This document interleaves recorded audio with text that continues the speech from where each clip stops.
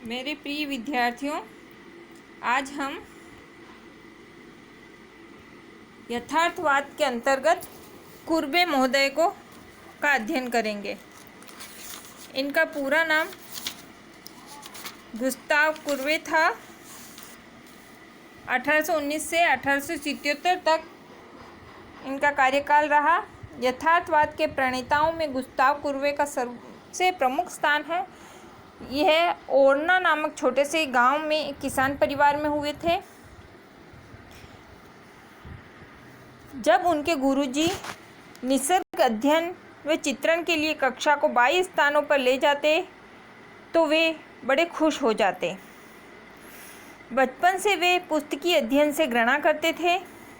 1839 में उनको कायदे के अध्ययन के लिए पेरिस भेजा गया, परंतु वे वापस आ गए और उन्होंने चित्रकार बनने का निश्चय किया। पिता के सामने अपना प्रस्ताव रखा। कुर्बे ने खुश होकर परिवार के सामने प्रण किया, मैं 10 साल के अंदर ही ख्याति प्राप्त चित्रकार बनूंगा, और ऐसा उन्होंने किया। 1840 ईस्वी में वे चित्रकला के अध्ययन के लिए वापस पेरिस आ गए और चित्रशाला स्विस के भर्ती हो गए। चित्रशाली अध्ययन से वे असंतुष्ट थे। वे लूव्र संग्रहालय जाकर रेम्ब्रा, फ्रांस हॉल्स और देलाक्रा के चित्रों का अध्ययन करते और उनकी चित्रों की प्रतिकृतियां बनाते। 1844 ईस्वी में राष्ट्रीय प्रदर्शनी में उनका चित्र कुत्ते के साथ चित्रकार कुर्बे स्वीकृत हुआ।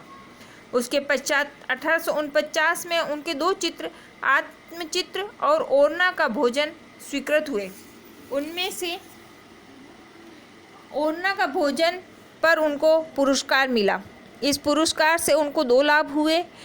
उनके परिवार के सदस्य संतुष्ट हुए और चयन समिति की स्वीकृति के बिना वे अपने चित्रों को प्रदर्शनी में रख सकते थे। दूसरा लाभ निश्चित ही महत्वपूर्ण था। वह 1950 की प्रदर्शनी में वे अपना विशाल चित्र ओरना का दफन संस्कार प्रदर्शित कर सके। यह चित्र यथार्थवादी चित्रकला के आरंभिक चित्रों में महत्वपूर्ण माना गया है। मानवाकृतियाँ, उनकी हलचल एवं आसपास के वातावरण में कहीं भी कल्पनातिरंजन और अनैसर्गिकता नहीं है। चित्र का कोना कोना निसर्ग सादृश्य से ओतप्रोत रहा। कुर्बे गर्व से कहते हैं, ओरना के दफन संस्कार ने रोमांसवाद को दफना दिया। समकालीन कला परंपरा के अनुसार उनके चित्र में एक और निंदाजनक बात थी कि सामान्य दैनंदिन घटना के चित्रण के अलावा उसमें कोई कहानी, रोमांचकता, संदेश या विचार नहीं था। दर्शकों के विचार से ऐसी घटना के चित्रण से कला की उच्च परंपरा को नष्ट किया जा रहा था। विरोधी आलोचना से निराश होने के बजाय कुर्बे अधिक उत्साह के साथ कार्य करने लगे। कुछ नव कलाकार अनुयायियों व उन कला प्रेमी साहित्यिकों में उनकी स्वतंत्र वृत्ति और नव विचारों की प्रशंसा हुई।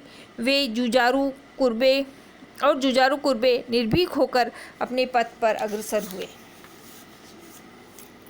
बदलते हुए जमाने में पेरिस के नव कलाकारों एवं साहित्यकारों में कला की नवीन प्रयोग करने एवं जलपान गृहों में सम्मिलित होकर कला संबंधी चर्चा करने की प्रथा रूढ़ हो रही थी और प्रतिभा संपन्न कलाकार उनका नेतृत्व करते थे। कुर्बे भी पेरिस के ब्रासरी द मार्तिर व आंद्ले केले जलपान गृहों में जाते और नव कलाकारों से चर्चा करके उनका मार्गदर्शन करते। कुर्बे के कला विषयक विचार सरल व स्पष्ट थे। वे कहते, मुझे देवता दिखाओ, मैं उसका चित्र खींचूंगा। उनके विचारों के अनुसार चित्रकला का मूलाधार दृश्य सौंदर्य का परिणाम है, अर्थात कलाकृति में केवल दृश्य वस्तुओं को प्रत्यक्ष देखकर यथार्थ चित्रित किया जाना चाहिए। उनके चित्र स्नानमग्ना युवती, तोता व तरुणी तथा सेन नदी के किनारे पर 2 महिलाएं को देखते हैं तो उन्होंने में बताया है कि नारी शरीर का चित्रण पूर्ण यथार्थवादी पद्धति से नहीं किया गया है, बल्कि उन्होंने नारी शरीर को नैसर्गिक रूप से अत्यधिक सुंदर व आसपास के वातावरण को कल्पनामय रमणीय चित्रित किया। फिर भी उस काल की काला क्षेत्र की परिस्थिति को देखते हुए ये मानना पड़ता है कि कुर्बे ने यथार्थवाद की दिशा में क्रांतिकारी कदम उठाए और यथार्थवाद के सच्चे प्रवर्तक व महान कलाकार थे। कुछ विधान भावी यथार्थवादी कलाकारों के लिए वेद वाक्य हुए, यद्यपि कुर्बे ने भी निजी कला में उनका शब्दशः पालन नहीं किया। वे कहते, कलाकार को कोई अधिकार नहीं है कि वह नैसर्गिक सौंदर्य में इच्छानुसार परिवर्तन करे, क्योंकि निसर्ग निर्मित सौंदर्य कलाकार की कल्पना से अधिक सूक्ष्म, गहन और श्रेष्ठ होता है।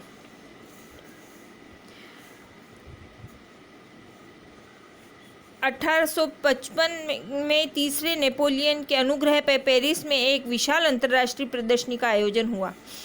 इस प्रदर्शनी का आयोजन पाले द आर में किया गया और कुर्बे के प्रमुख चित्र अस्वीकृत हुए। क्रुद्ध होकर कुर्बे ने नज़दीक ही पाविलों डू रियलिज्म नाम से अपने 40 चित्र और 4 रेखा चित्रों की प्रदर्शनी लगाई।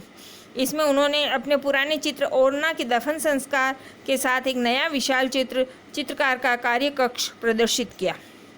इस चित्र में पीछे उनका विशेष उद्देश्य था नवशास्त्रीयतावाद के लिए होरेशिया का प्रण, रोमांसवाद के लिए मेदुसा का बेड़ा का जो महत्व था, उसी महत्व का क्रांतिकारी यथार्थवादी चित्र बनाने का उद्देश्य से प्रेरित होकर उन्होंने ये विशाल चित्र यहाँ निर्माण किया।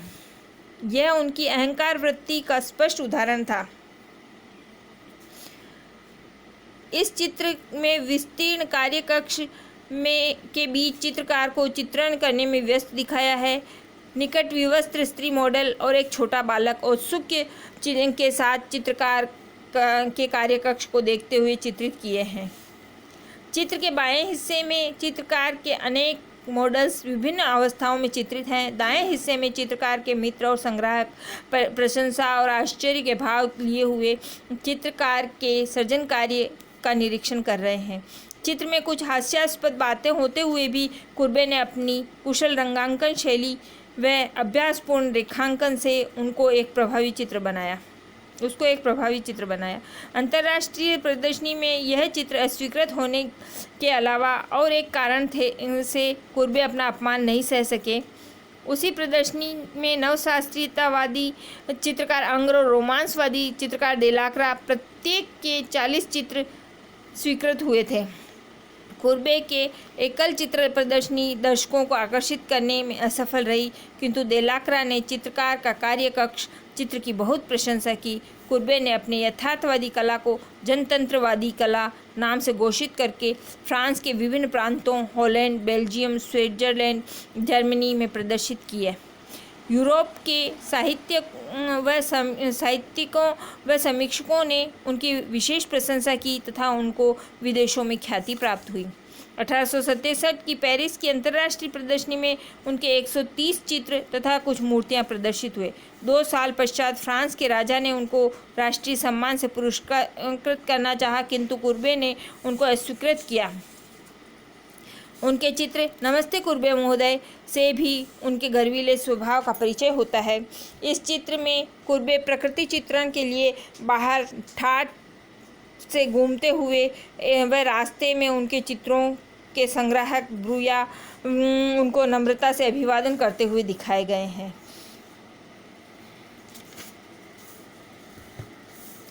कुर्बे की वास्तव में बाह्य सौंदर्य की प्रशंसा से आधुनिक कला में जड़वाद को प्रोत्साहन मिला। उन्होंने लिखा है, यथार्थवाद का सिद्धांत है आदर्श का अस्वीकार। चित्रकला पूर्णतया भौतिक भाषा है, उनके आत्मिक और अदृश्य को स्थान नहीं है। धार्मिक चित्रण आधुनिक युग के प्रतिकूल है। यंत्र, ग्रह, खाने और कारखाने 19वीं शताब्दी के साधु संत और चमत्कार हैं, अतः हमें उनको चित्रित करना चाहिए।